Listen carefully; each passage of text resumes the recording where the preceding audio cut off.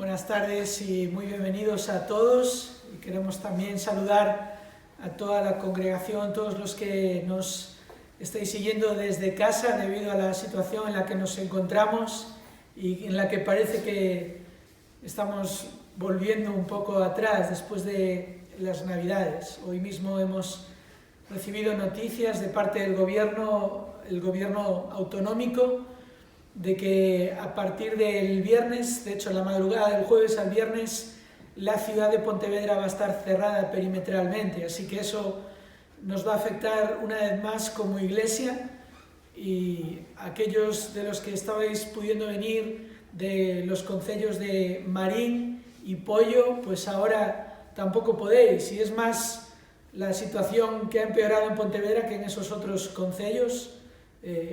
No es Marín el concello que está cerrado, sino Pontevedra. Así que, bueno, como venimos diciendo todo este tiempo, sabemos que estamos en las manos de nuestro Dios, y también entendemos que nuestra responsabilidad como creyentes y como ciudadanos es obedecer a las autoridades.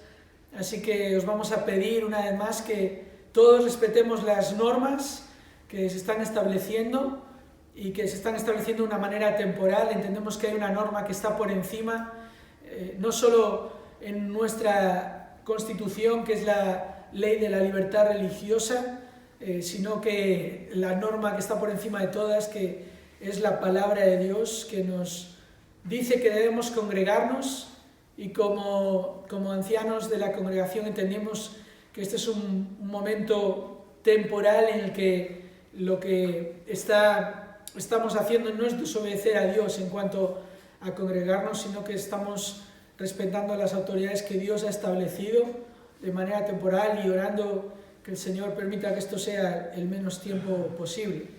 Igual vamos a hacer el culto, vamos a venir los que podamos, y igual vamos a seguir grabando el culto, así que el domingo, como cada domingo, por la tarde, a las 6 de la tarde, estará a disposición de todos la grabación del culto que tendremos el domingo a las 11 de la mañana. Así que, bueno, damos gracias al Señor, ¿verdad? No estamos resignados, ni siquiera vamos a pararnos a analizar el por qué. En un sentido parece que volvemos atrás. No nos toca a nosotros nos toca seguir confiando en nuestro Dios, descansando en su soberanía y alabándole por quién es Él y por lo que Él ha hecho y hace en nuestras vidas. Y en todo momento, como creyentes, sin pandemia o con pandemia, nosotros proclamamos a Cristo y no desaprovechamos ninguna oportunidad para hablar a otros acerca de la esperanza que tenemos. Así que esta es nuestra confianza y nuestro gozo, y de esta manera comenzamos hoy nuestra reunión juntos, glorificando a Dios por su gracia, su bondad y su amor. El Salmo 117 nos dice, y lo vamos a leer todo, el Salmo 117, los versículos 1 y 2. Dice: alabad al Señor, naciones todas, alabadle pueblos todos, porque grande es su misericordia para con nosotros, y la fidelidad del Señor es eterna. Aleluya. Así que hemos venido a adorar a nuestro Dios. Lo vamos a hacer ahora por medio de una canción. Nos pondremos aquí los que estamos en pie, y desde casa, de pie o sentados, cantaremos a nuestro gran Dios, el Dios que adoramos, el Dios que hizo los cielos y la tierra, el Dios que envió a su Hijo para mostrarnos su gran misericordia. Y después de alabarle por medio de canción, le alabaremos por medio de escuchar su palabra. Así que vamos a alabar a nuestro Dios juntos en esta reunión.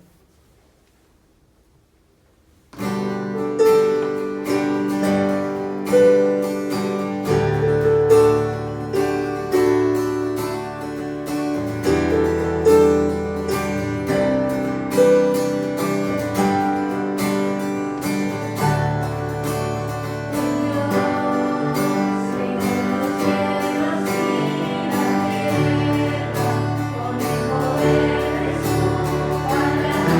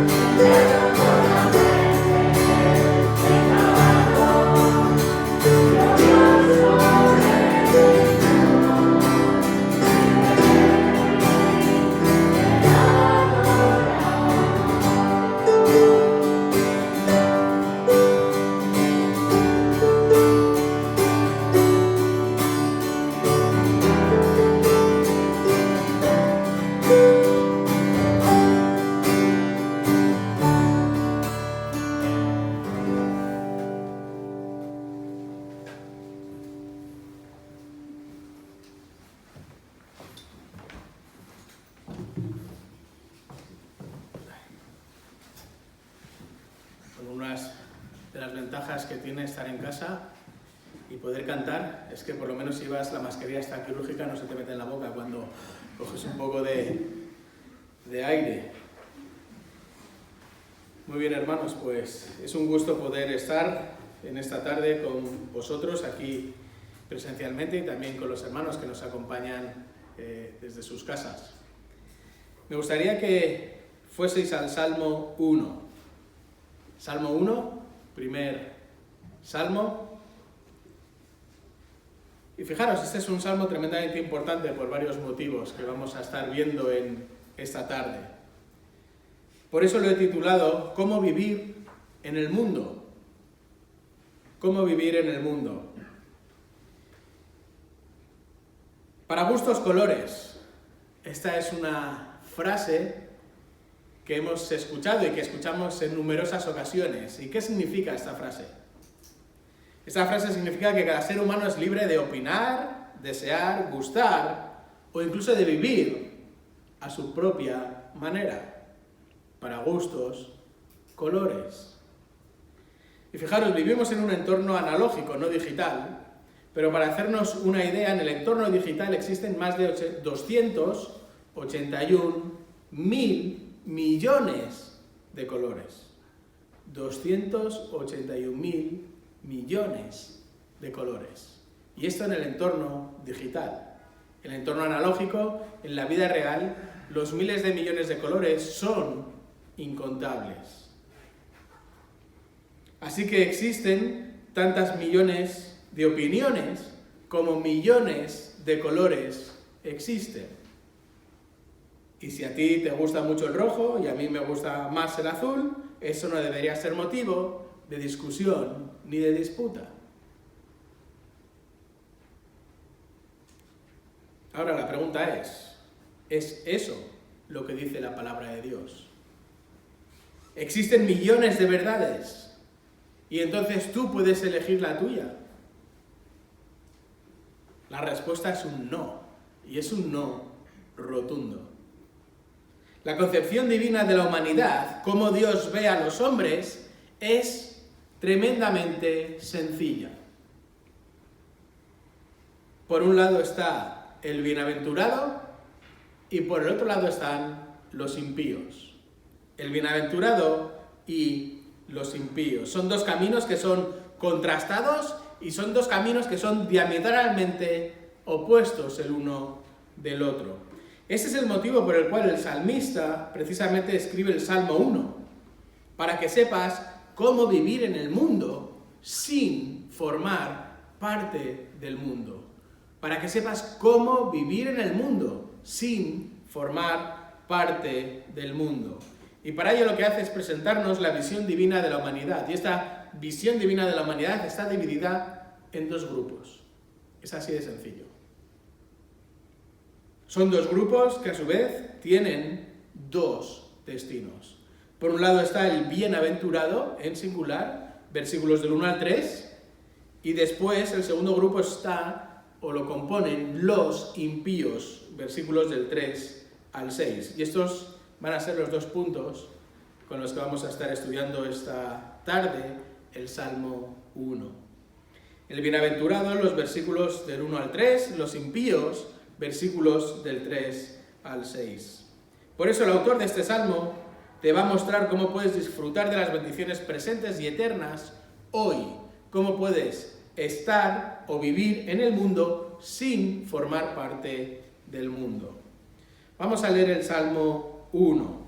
Y como sabéis, el libro de los Salmos lo hemos estado ya repitiendo en estos miércoles que estamos viendo varios salmos. Está dividido en 5 libros.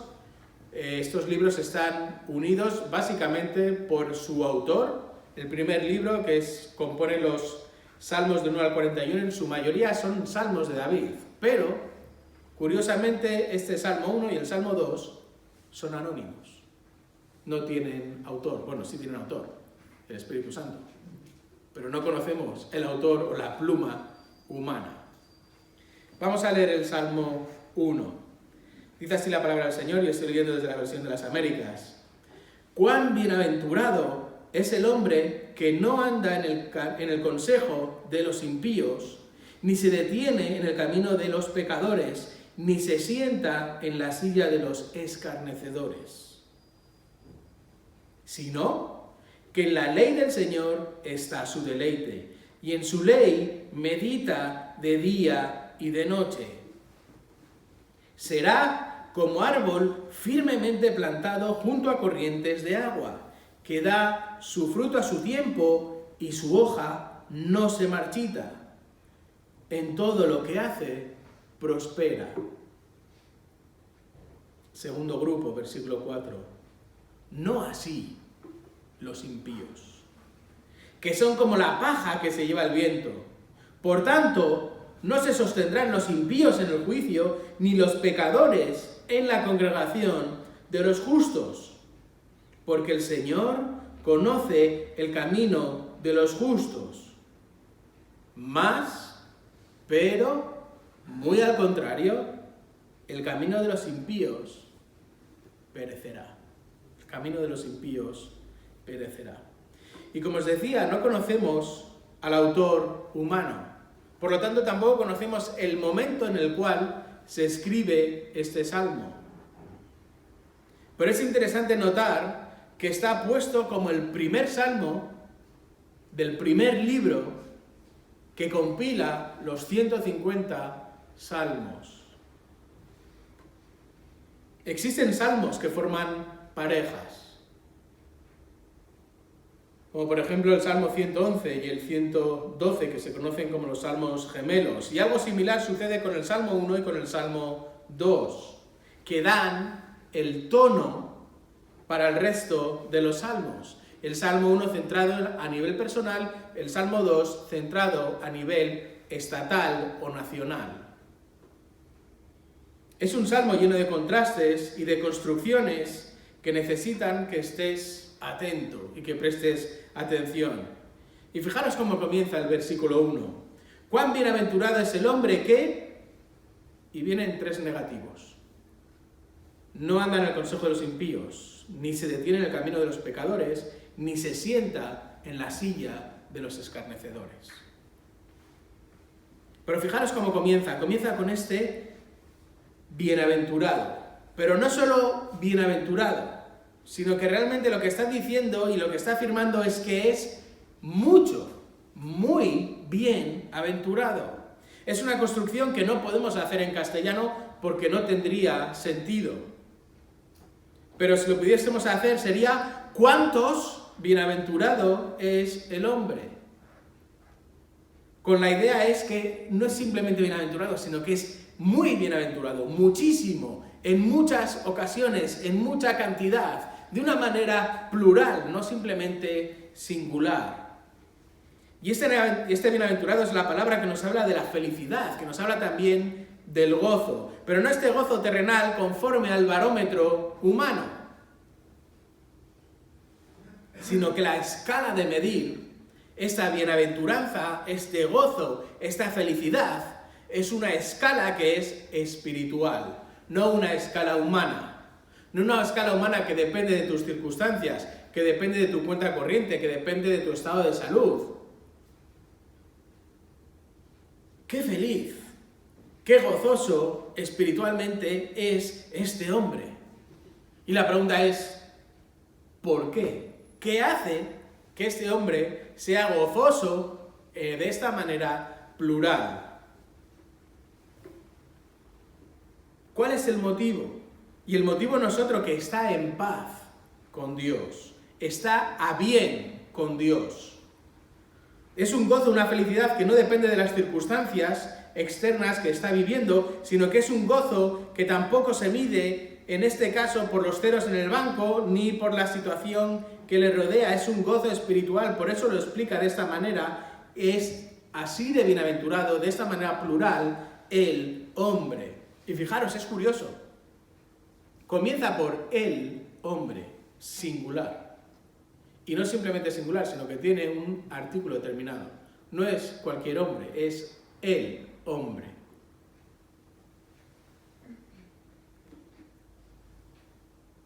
Y esta es una realidad que veremos a lo largo de los salmos, es una realidad que vemos a lo largo también de la vida.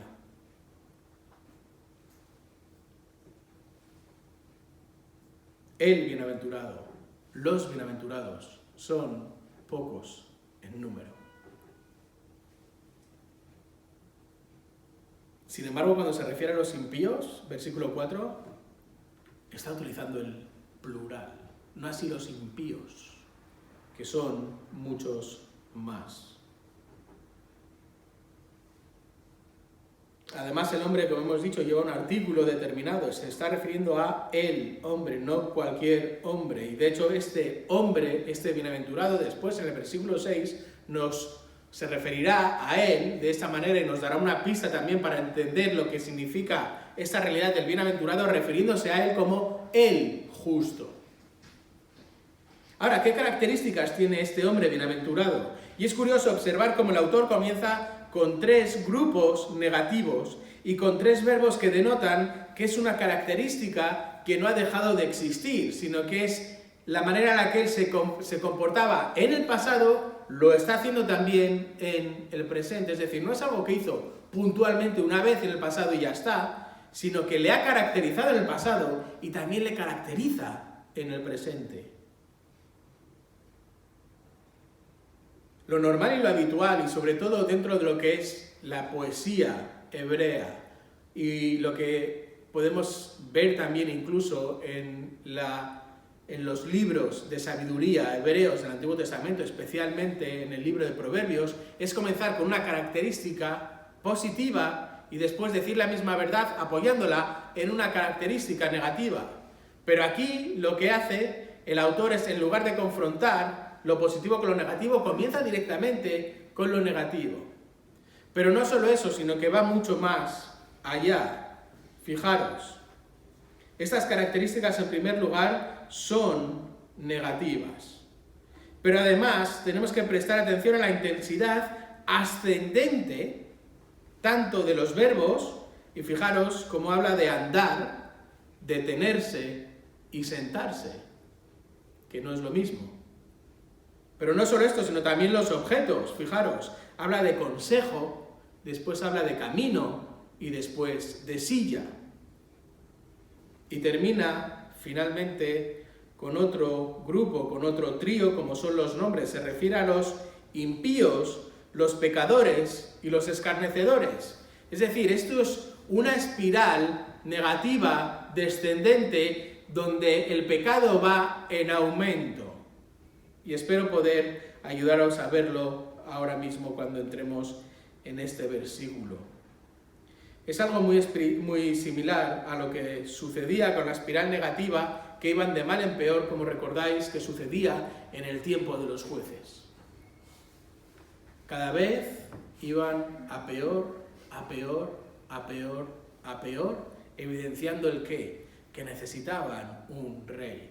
Pero no un rey terrenal, como el resto de las naciones, sino que realmente necesitaban al Rey de Reyes. Y esto es lo que sucede aquí, fijaros. La primera característica negativa, no anda en el consejo de los impíos. Y este verbo es importante, no anda, porque tampoco anduvo en el pasado. Ni anduvo en el pasado, ni anda en el presente. Y esa es la idea del verbo, y con andar el autor expone la idea de ir, de andar, de comportarse, de vivir, es decir, es el camino, el caminar diario en esta vida. Es muy similar a lo que encontramos en el Salmo 23, versículo 4, sobre todo la primera parte.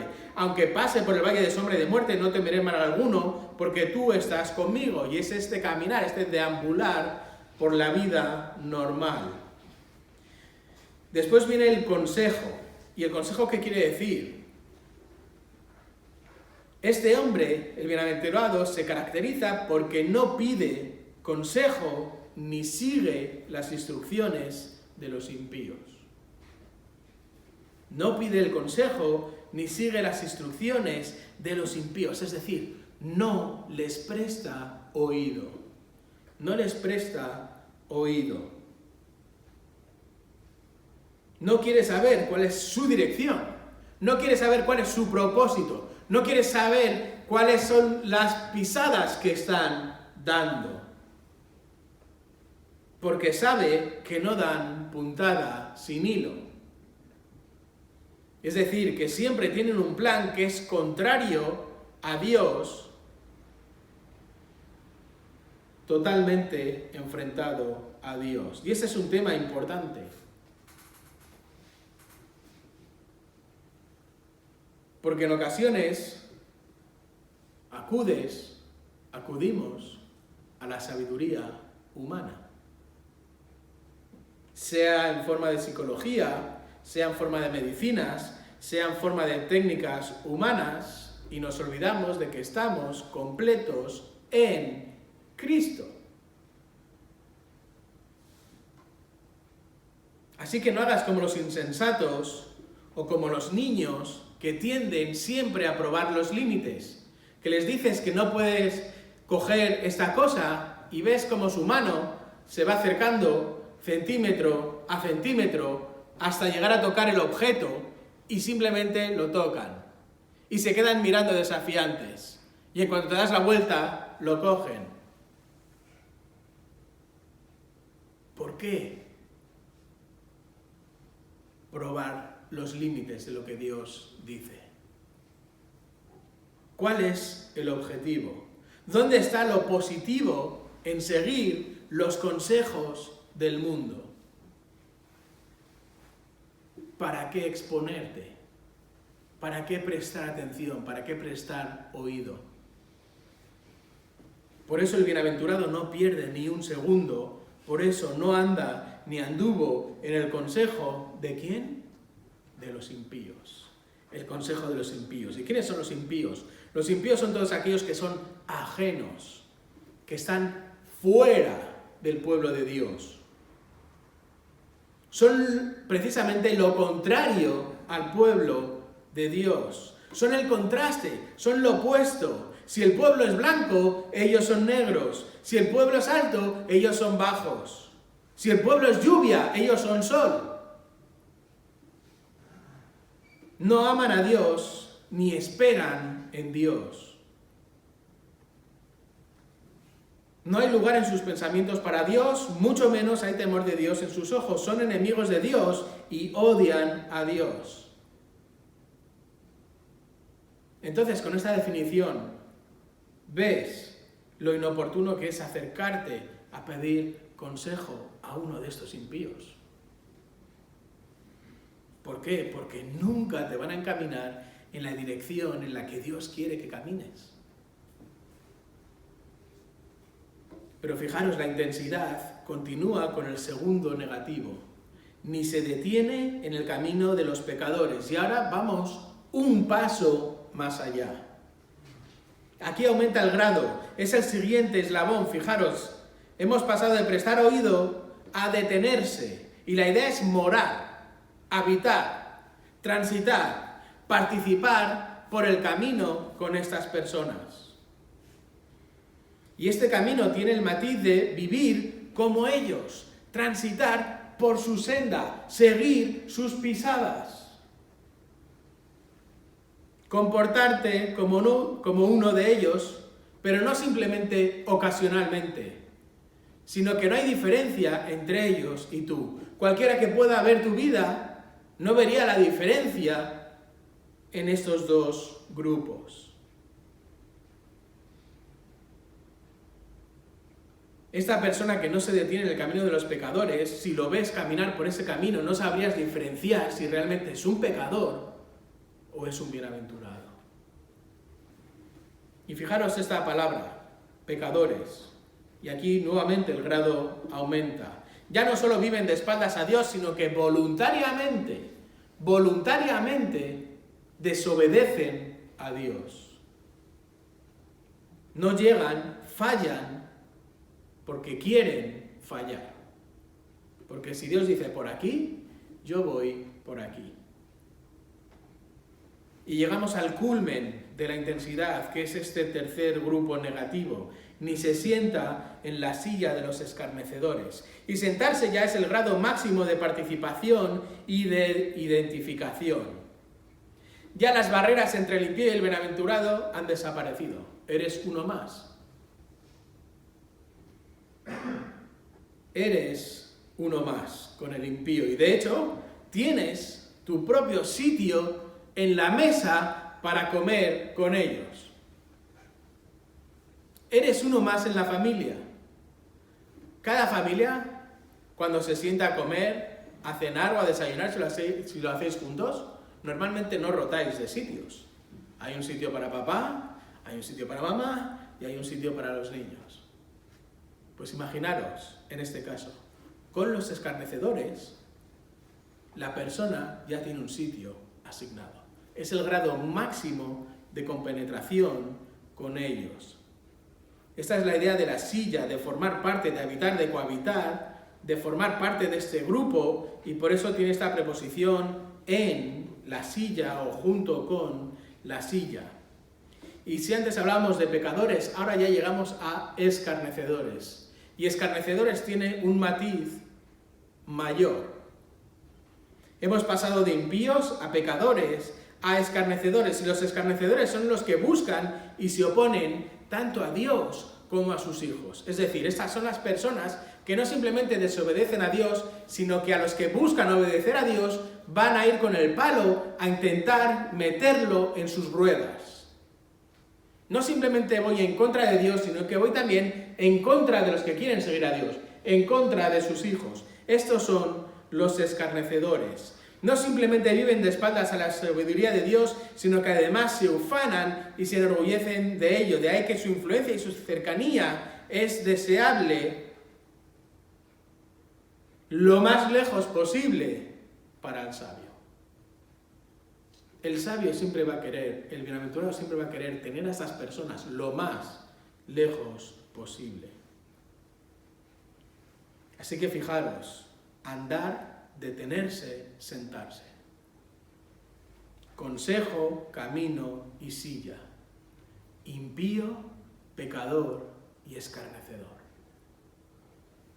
¿Ves la espiral negativa y cómo aumenta en intensidad? Ahora la pregunta es, ¿te reconoces en alguno de estos estadios? ¿Estás en alguna de estas esferas? ¿Pides consejo? ¿Caminas como ellos? ¿O formas parte de ellos? Este es un buen momento para que examines tu vida. Porque si quieres vivir en el mundo sin formar parte del mundo, tu aliado nunca va a ser el impío, ni el pecador, y mucho menos el escarnecedor.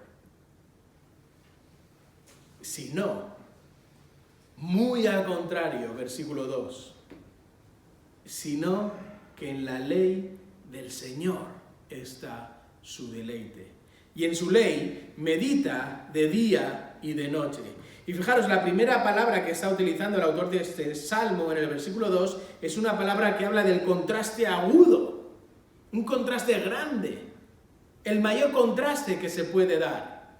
Fijaros, frente a andar, detenerse y sentarse, frente al consejo, el camino y la silla, el impío, el pecador y el escarnecedor, muy al contrario, el bienaventurado, en la ley del Señor está su deleite.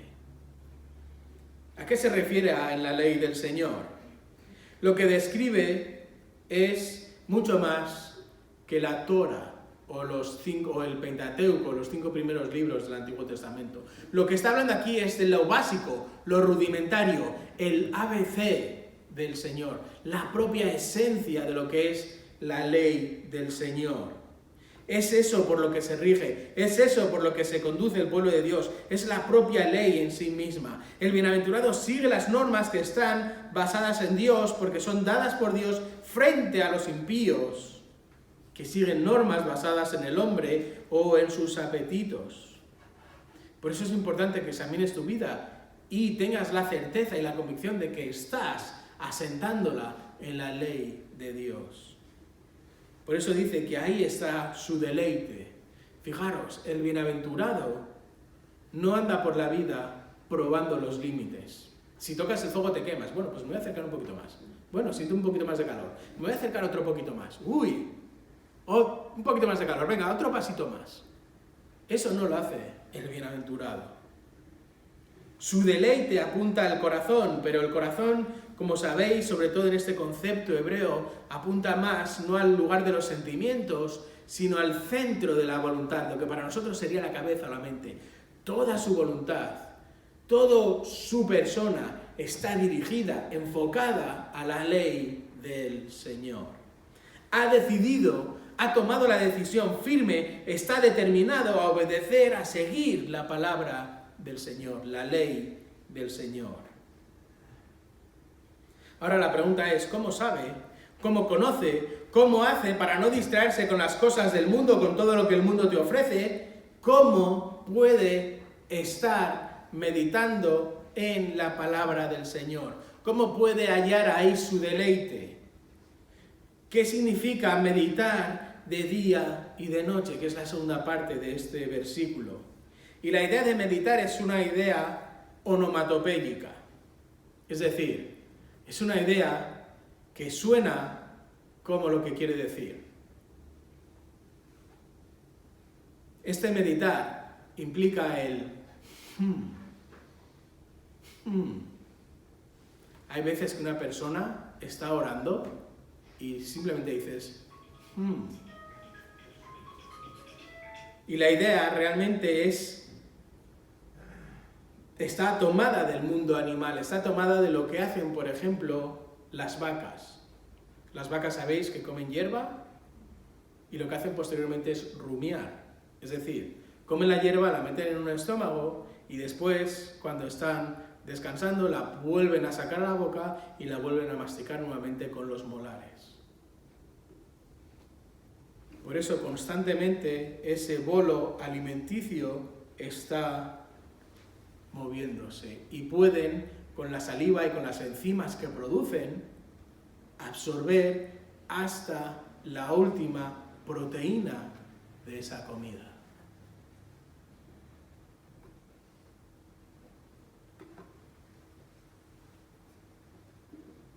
Como una vaca que rumia, debes reflexionar, debes tener presente, debes filtrar todo por esa lente que es la ley del Señor para poder meditar en la palabra de día y de noche. Quizás memorizar la palabra del Señor te puede ayudar, pero gracias a las tecnologías que tenemos hoy en día, puedes estar en la palabra del Señor mientras haces infinidad de cosas. Puedes conducir y escuchar la palabra del Señor. Puedes hacer las tareas del hogar y escuchar la palabra del Señor. Puedes hacer deporte y escuchar la palabra del Señor.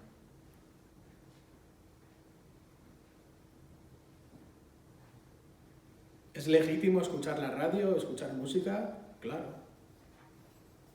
No es pecado. Pero si quieres meditar en la palabra del Señor, lo que tienes que hacer no es vaciar tu mente, sino llenar tu mente de la palabra del Señor.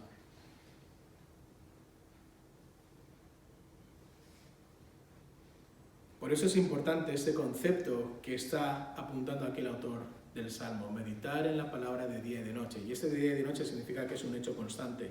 ¿Por qué? Porque el sabio en la mente, en la mentalidad hebrea, no es el que más sabe, sino el que pone esto que sabe a funcionar y a vivir.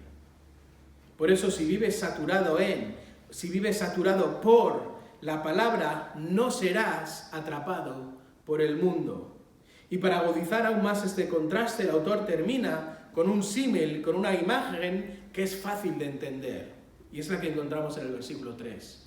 Esta persona que vive de espaldas al impío, al pecador, al escarnecedor, que medita en la palabra del Señor, nos dice en el versículo 3, que será como árbol firmemente plantado junto a corrientes de agua. Y fijaros, otra vez, 3 características: que da fruto a su tiempo, que su hoja no se marchita y que todo lo que hace prospera. Y este será como árbol firmemente plantado junto a corrientes de agua, es un árbol, es una imagen que es habitual en el Antiguo Testamento.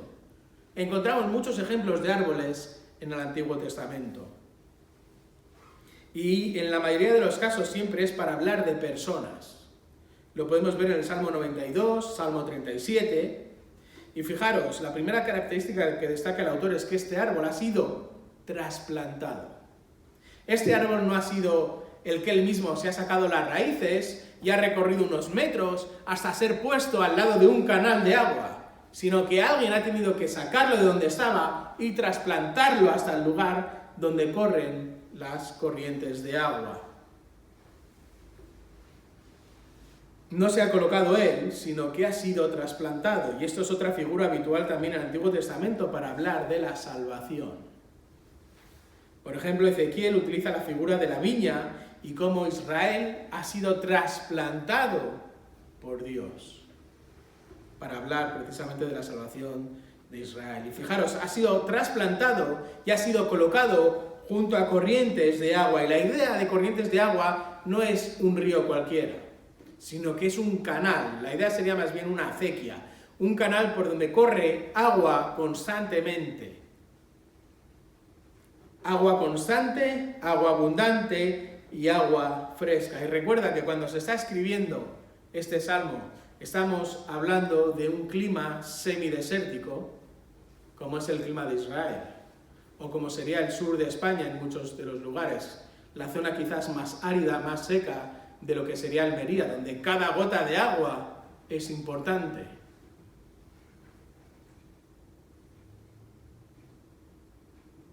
Y es una figura que también aparece en el Nuevo Testamento. ¿Recordáis la primera carta de los Corintios, capítulo 3, versículo 5, cuando dice: ¿qué es, pues, Apolos o qué es Pablo? Son servidores mediante los cuales vosotros habéis creído, según el Señor dio oportunidad a cada uno. Yo planté, Apolos regó, pero Dios dio el crecimiento.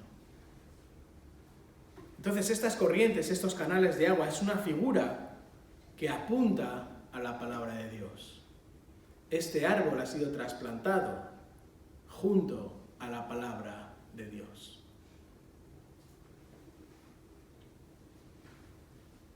Y es esta palabra de Dios, esta ley del Señor, que afecta a la manera en la que vives. ¿Recordáis el Salmo 119, versículo 105? Lámpara es a mis pies tu palabra y lumbrera a mi camino. Fijaros, no es lámpara para mis ojos, sino que es lámpara para mis pies, para cómo yo debo de caminar. Y después nos da o nos indica que hay tres implicaciones de haber sido trasplantados junto a este canal de agua o junto a la palabra, y la primera de ellas es que da fruto a su tiempo. Y el énfasis del autor está en el fruto. Fijaros, da fruto. No es un árbol estéril. Es un árbol que da fruto. De hecho, esta palabra fruto también se utiliza para el fruto de la matriz de la mujer. Y esto indica que es una bendición directa que otorga Dios. Y no solo es el fruto, sino que además este fruto sucede a su tiempo. Es decir, es un fruto constante. En cada cosecha, en cada momento en el que este árbol tiene que dar fruto, da fruto. Y no simplemente eso, sino que la segunda implicación es que su hoja no se marchita. Es decir, no simplemente da fruto, que es algo evidente, sino que además es un árbol sano. Es un árbol sano. ¿Por qué? Porque su hoja está siempre ahí. Es evidente al ojo de cualquiera que lo vea que este es un árbol fuerte y es un árbol sano. Yo no tengo jardín, pero muchos de vosotros tenéis jardín. ¿Cómo sabéis que un árbol está enfermo? ¿Qué es lo primero que sucede? Que se le caen las hojas. Este árbol no se le caen las hojas. Da fruto a su tiempo, su hoja no se marchita y, en tercer lugar, en todo lo que hace, prospera.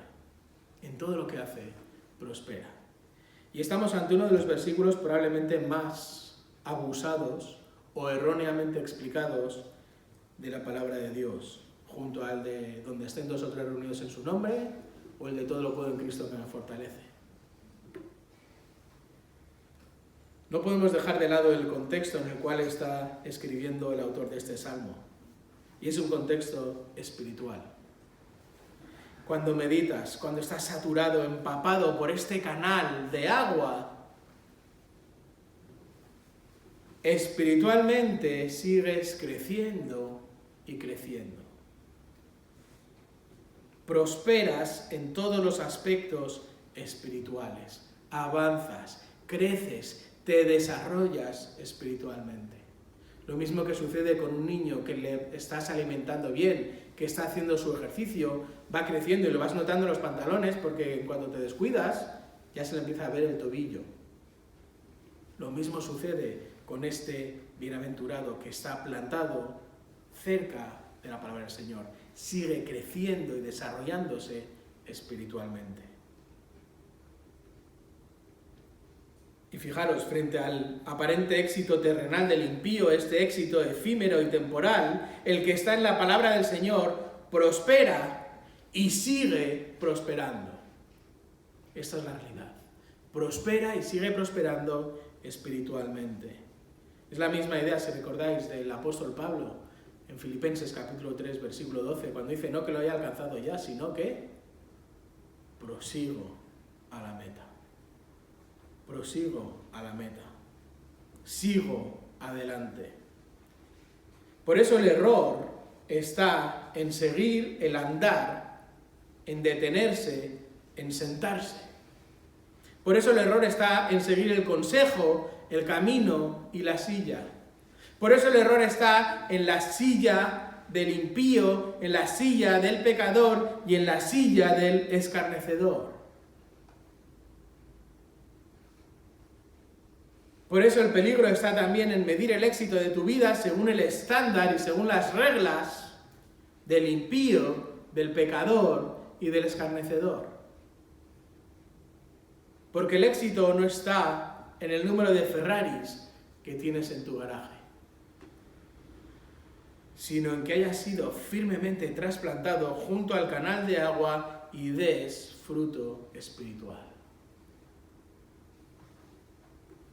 Este es el contraste del bienaventurado frente a los impíos.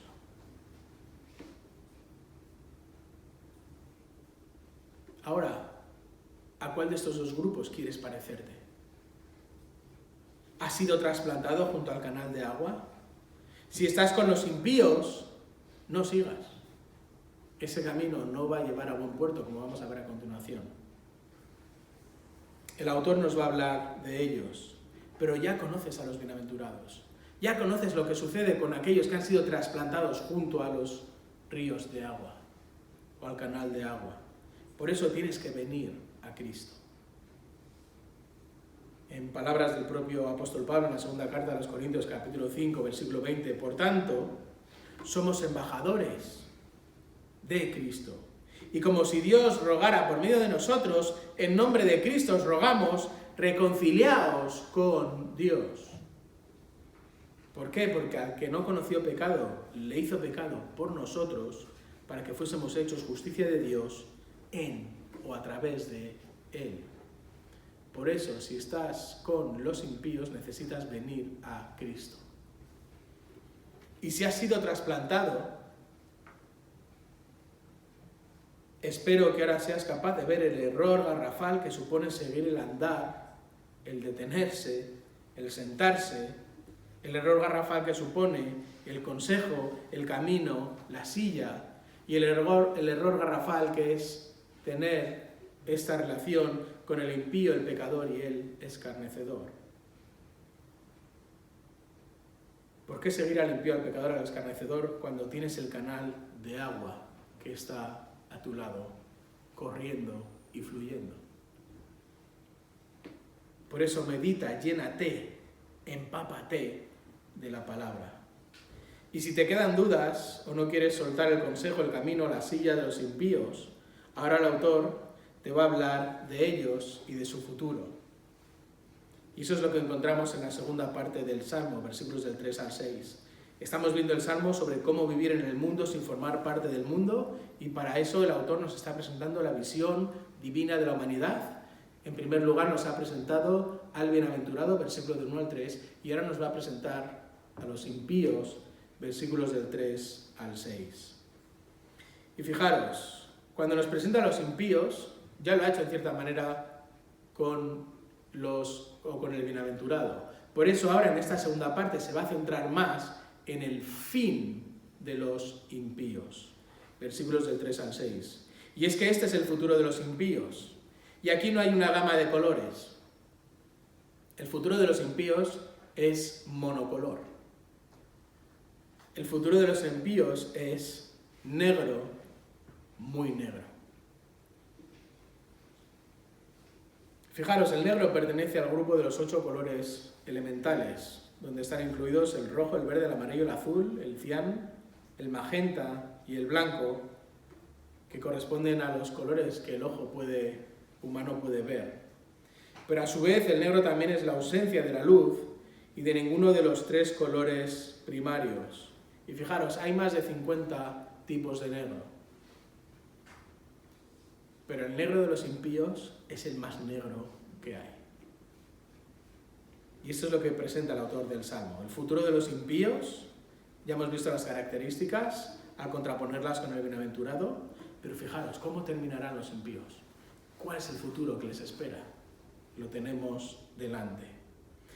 Por eso es importante que al observarlo no siga su camino, porque su final, desde luego, no es el mejor.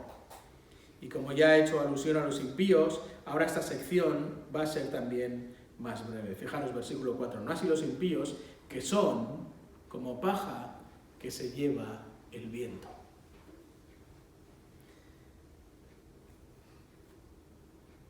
Solo tienes que ver el contraste con el versículo anterior. Solo tienes que ver el contraste entre el que ha sido trasplantado junto a un canal de agua que da fruto a su tiempo, que no se marchita, que prospera, y sin embargo, mira lo que sucede con los impíos. Estos no están al lado del agua, ni dan fruto a su tiempo, ni tienen hoja sana, y mucho menos prosperan espiritualmente. Por eso el contraste es enorme. Imaginaros el árbol fuerte, el árbol sano, el árbol vigoroso, el árbol productivo, con un futuro próspero. Y ahora colocad al lado a los impíos, que son como paja que se lleva el viento. Y fijaros, la paja no es trasplantada, sino que la paja es cortada. La paja no da fruto. La paja se separa del fruto. La paja se desecha. La paja está seca y finalmente su futuro no es nada halagüeño, mucho menos próspero, sino muy al contrario. Y Ruth nos da una imagen de lo que sucedía en las eras o lo que sucedía con las cosechas. El grano no se guardaba con la paja, sino que se separaba de la paja. Y lo primero que se hacía era trillarlo. Y para trillarlo se utilizaba algo similar a un trineo invertido, a una especie de puerta con cantos rodados en el suelo. Y entonces se ponía todo el grano allí y se pasaba con los animales por encima. Y estos cantos rodados lo que hacían era triturarlo todo y separar así la paja del grano. Y una vez que estaba separada, más o menos de una manera burda, se refinaba la separación. ¿Cómo? Aireando la paja. Aireando la paja. Y lo que se hacía es que una vez que se había trillado la paja, que se había trillado el cereal, el grano, se aventaba. Se cogía como un tamiz grande, más o menos de 1 metro cuadrado de circunferencia, y se lanzaba al aire. Entonces, al lanzarlo al aire, el grano, que pesa más, vuelve a caer en el tamiz y el viento se lleva la paja.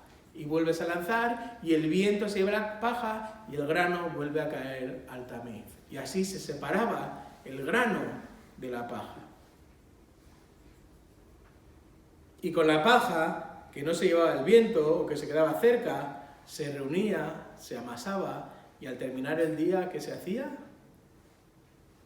Se quemaba. Se quemaba. Porque era inservible, porque no servía absolutamente para nada. Este es el destino de la paja. La que no se lleva el viento será quemada.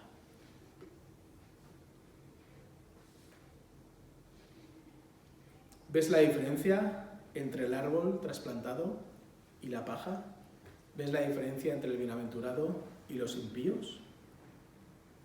El destino de la paja es el fuego, es una vida breve, es una vida sin valor, sin relevancia, que se la lleva el viento, que se dispersa, que se diluye, que su fin es perecer.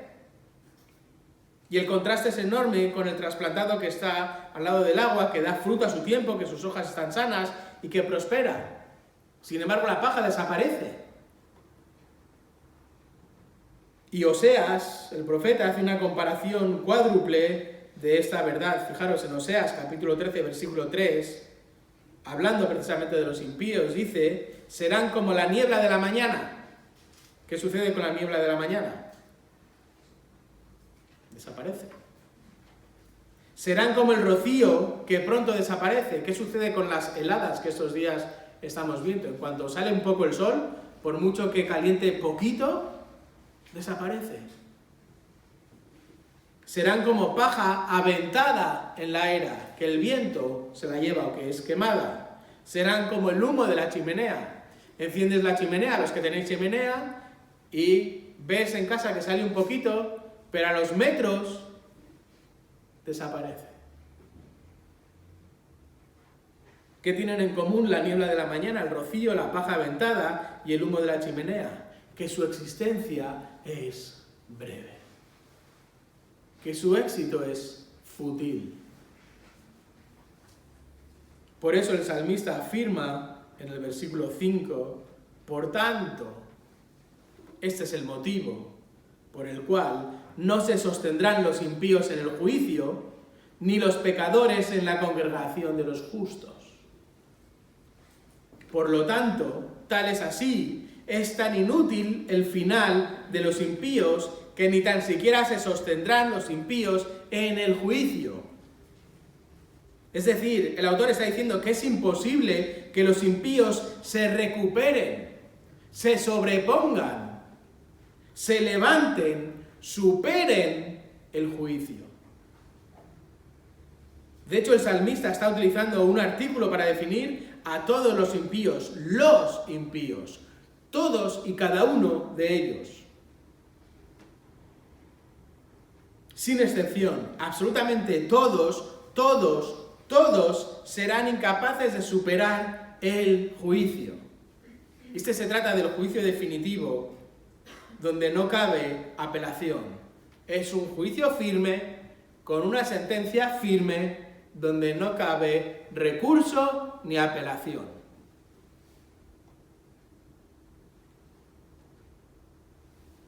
El Salmo 9 lo relata así, versículo 16. El Señor se ha dado a conocer, ha ejecutado su juicio y el impío es atrapado en la obra de sus manos. Punto. Por eso los impíos han sido colocados delante de Dios y no han superado el juicio, como sucede con la paja. Pero no solo ellos, sino que además tampoco los pecadores en la congregación de los justos, que es la última parte del versículo 5. Tampoco los pecadores, ninguno de ellos se ha librado, todos ellos han sido juzgados, y ninguno de los impíos y ninguno de los pecadores podrá estar en la congregación junto con los justos. Y este justo es una palabra que también está refiriéndose al bienaventurado del versículo 1. Cuando Dios actúa en un juicio definitivo, es un juicio final, firme. No cabe recurso a la sentencia. Recordad el Salmo 3 que vimos hace unas semanas. Mirad el Salmo 73. No estarán en la presencia de Dios durante la eternidad. Serán apartados como la paja es apartada del grano y serán echados al fuego. ¿Es este el destino que esperas? ¿Es este el destino que deseas? ¿Es este tu destino soñado?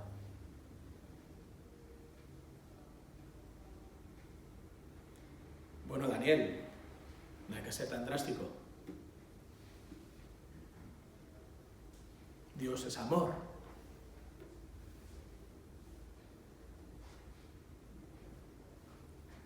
Además, lo del infierno, bueno, está por ver, que exista o que no exista. Bueno, seguimos leyendo, versículo 6. Porque el Señor conoce el camino de los justos. Mas, sin embargo, muy al contrario, el camino de los impíos perecerá. ¿Cuál es la certeza? ¿En base a qué el juicio del justo es diametralmente opuesto al de los impíos? Porque Dios así lo dice. Porque Dios así lo garantiza. Porque el Señor conoce el camino de los justos. Y el autor enfatiza que conoce el Señor el camino de los justos. Dios mismo conoce, y este conocer no es un conocer de intelectualidad, sino que es un conocer de salvación. Recordáis Romanos capítulo 8, versículos 29 en adelante, porque a los que de antemano conoció, también los predestinó a ser hechos conforme a la imagen de su Hijo, para que Él sea el primogénito entre muchos hermanos, y a los que predestinó, a estos también llamó, a los que llamó, a estos también justificó, y a los que justificó, a estos también glorificó. Y fijaros, Dios, para conocer, no tiene que mirar al futuro. Dios, para conocer, para salvación, mira a la eternidad pasada. No tiene que mirar a ver si este va a creer o no va a creer y entonces lo elijo para salvación. Sino que Dios mira a la eternidad pasada, a ese momento de acuerdo entre Dios Padre, Dios Hijo y Dios Espíritu Santo. Unos versículos, Efesios capítulo 1, versículos 3 y 4. Bendito sea el Dios y Padre de nuestro Señor Jesucristo, que nos ha bendecido con toda bendición espiritual en los lugares celestiales en Cristo, según nos escogió en Él, antes de la fundación del mundo, para que fuésemos santos y sin mancha delante de Él. Apocalipsis 13, 8.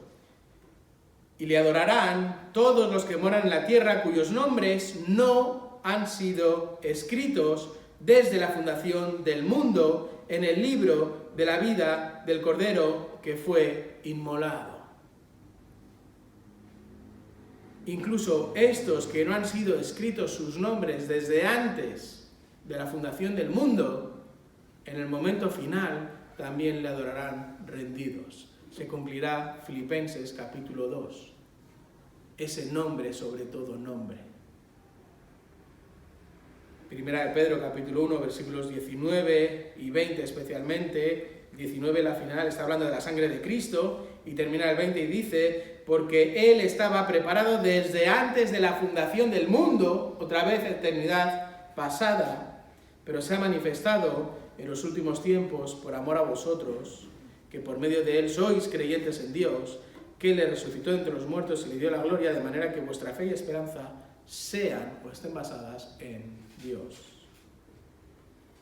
Por eso conoce Dios a los suyos, desde antes de la fundación del mundo. Por eso nadie se pierde. Por eso nadie puede arrancarlos de la mano de mi Padre. Por eso el final del que ha sido declarado justo es la glorificación. Y el final de los impíos es el fuego. ¿Y qué marca la diferencia entre el justo y los impíos? ¿Entre el bienaventurado y los impíos? Salmo 119, versículo 9. La misma realidad desde otro punto de vista. ¿Cómo puede el joven guardar puro su camino? Guardando tu palabra. Con todo mi corazón te he buscado, no dejes que me desvíe de tus mandamientos. En mi corazón he atesorado tu palabra para no pecar contra ti. Por eso el Señor conoce para salvación, y es mucho más que un conocimiento intelectual de aquel que tiene que mirar al futuro. Por eso puede afirmar que el camino de los impíos perecerá. A unos conoce y salva, pero a los que le rechazan, a los que andan, se detienen, se sientan, a los que siguen el consejo, el camino y están en la silla, al impío, al pecador y al escarnecedor, como la paja, serán destruidos. Serán destruidos. Y esta destrucción es una destrucción eterna.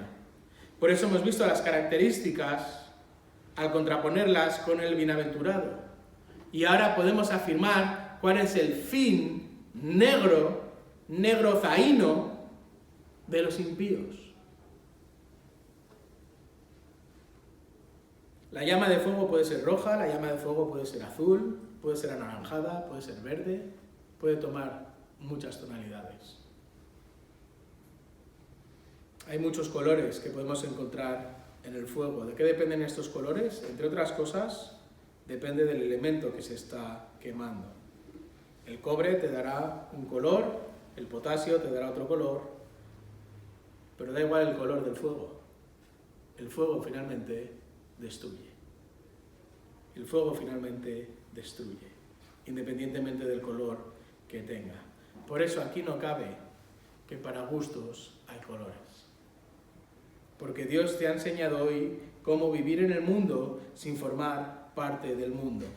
Y lo ha hecho además presentándote la visión divina de la humanidad, donde solo hay dos grupos: el bienaventurado, el justo, y por otro lado, los impíos. Y además nos ha presentado sus dos destinos completamente opuestos. Por eso es importante que tengas la certeza de que estás con los justos, con los bienaventurados, y si no, que vengas a Cristo. Vamos a orar.